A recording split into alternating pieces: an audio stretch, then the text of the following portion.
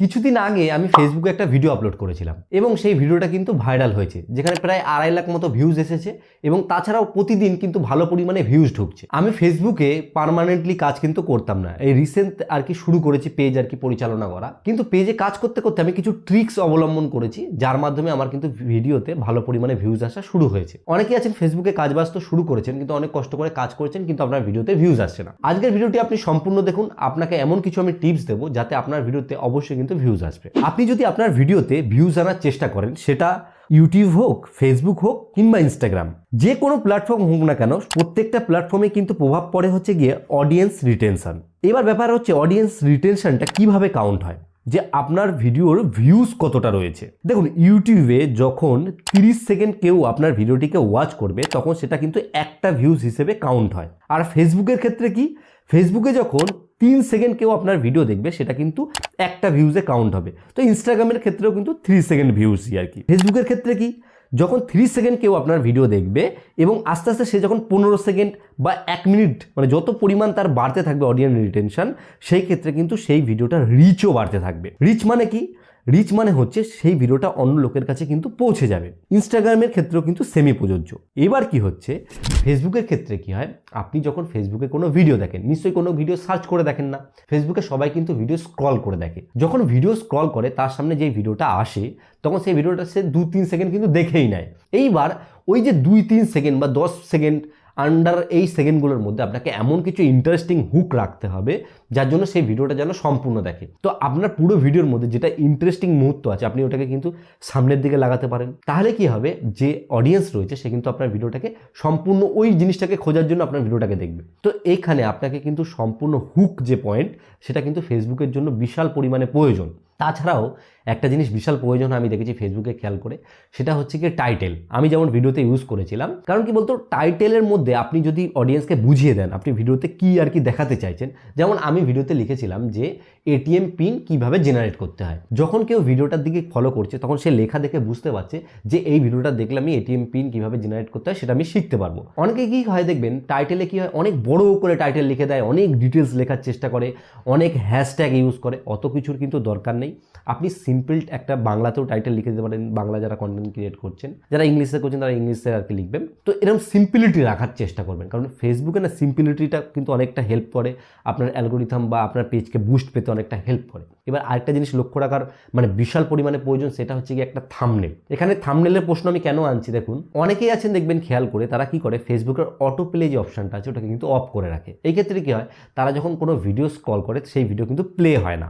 Video যখন play হয় না, তখন কিন্তু তাদের সামনে থাম্বনেলটাই শো করে। তখন কি হেল্প করে, যদি আপনার ভিডিওর থাম্বনেলটা সুন্দর হয়, তখন সে আপনার থাম্বনেলের লেখা দেখে বুঝতে পারছে যে এই ভিডিওটায় কি আছে। যেমন আমার এই ভিডিওটা দেখে বুঝতে পারছে যে এই ভিডিওটা এটিএম পিন জেনারেট করার, আমি এখানে এটিএম বক্সের পিকচার দিয়েছি, এখানে লিখে দিয়েছি, তখন সে সেটা দেখে বুঝতে পারছে এবং ভিডিওটাকে ডাইরেক্ট প্লে করে ভিডিওর কন্টেন্টটাকে কনজিউম করছে। এবার যেহেতু এটা একটা ইনফরমেশন কন্টেন্ট, সেহেতু সে কি করছে, লং দেখছে ভিডিওটাকে, মানে অনেকক্ষণ ধরে টাইম নিয়ে ভিডিওটাকে দেখছে। আর যখন ভিডিও দেখার লেন্থটা বড় হবে, তখন ওয়াচ টাইম, অডিয়েন্স রিটেনশন দুটোই কিন্তু বৃদ্ধি পাবে। তখন কি হবে, ফেসবুক কিন্তু ভিডিওটাকে সামনের দিকে রিকমেন্ডেশনটাকে বাড়িয়ে দেবে এবং যত রিকমেন্ডেশন হবে তত কিন্তু ভিডিওটা বেশি পরিমাণে ভাইরাল হবে। আর ফেসবুকের ক্ষেত্রে কি হয় জানেন তো, ফেসবুকে বেশিরভাগ ভিডিও কিন্তু ভাইরাল হয় শেয়ারের কারণে। ভিডিও যত শেয়ার হবে তত ভাইরাল হবে। এবার হচ্ছে গিয়ে আপনাকে সেই ভিডিওতে এমন কিছু আবার অ্যাড করতে হবে যাতে ভিডিওটা দেখার পরে কেউ শেয়ার করে দেয়। মানে আমি যে বলছি যে এটিএম পিন কীভাবে জেনারেট করতে হয়, এটা ইনফরমেশন অনেকেরই প্রয়োজন, তখন সে কী করছে, ভিডিওটাকে শেয়ার করে দিচ্ছে। শেয়ার করছে এই কারণে যাতে আরও অনেক লোক দেখতে পারবে। এবার তার প্রোফাইল থেকে তার প্রোফাইলে শেয়ার হয়ে যাচ্ছে, বিভিন্ন জায়গায় যখন শেয়ার হচ্ছে রিচটা কিন্তু বাড়তে শুরু করছে। আপনি এক কাজ করবেন, আপনার পেজের সেটিংয়ে গেলে আপনি কিন্তু একটা অপশান পাবেন, ইনসাইটে গেলে সেখানে গেলে একটা অপশান পাবেন যেখানে কিন্তু রিকমেন্ডেশনটা দেখা যায়। আপনার পেজের রিকমেন্ডেশন 80-র ওপরে বা 90 বা 100-র কাছাকাছি যদি রিকমেন্ডেশন খুলে যায়, তাহলে আপনার পেজটা একদম ফুল বুস্ট। আপনি যে কোনো কন্টেন্ট, একটু কোয়ালিটি কন্টেন্ট একটু ভালো করে বুঝিয়ে শুনে কন্টেন্ট বানালে আপনার ভিডিও ভাইরাল অবশ্যই হবে। এবার ব্যাপার হচ্ছে, এত কিছু তো আমি বকবক করে বললাম, আরেকটা জিনিসের দিকে আমি লক্ষ্য রেখেছিলাম, আমি তো পেজে রিসেন্ট কাজ শুরু করেছি, সেটা হচ্ছে কনসিস্টেন্সি।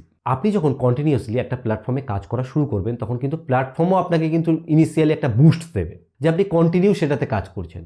এর জন্য কি করবেন, আপনি যদি ভিডিও আপলোড করেন, আপনি কিন্তু আজকে আপলোড করবেন, একদিন গ্যাপ দিয়ে দিলে আরেকদিন আপলোড করলেন, এরকম মানে রেগুলারটা তবুও মেনটেন করতে হবে। যে আজকে আপলোড করলাম, 1 মাস পর আপলোড করলাম, আজকে করলাম, মানে নতুন দিকে কি হয় যে একটুখানি রেশিওটা বেশি রাখতে হয়। মানে আমি কি করেছি, রিসেন্ট ভিডিও একটু পরস্পর আপলোড দিয়েছি, যে কারণে রিচটা ভালো পেয়েছে, ভিডিওটা কিন্তু ভাইরাল হয়েছে। তারপরে আমি আরও অনেকগুলো ভিডিও আপলোড করেছি, সেগুলো তো মোটামুটি কিন্তু ভালো পরিমাণে আমি ভিউজ পেয়েছি। আমি তো এই জিনিসগুলোকে অবজার্ভ করেছি, তাই আমি আমার মতো করে আপনাদেরকে শেয়ার করলাম।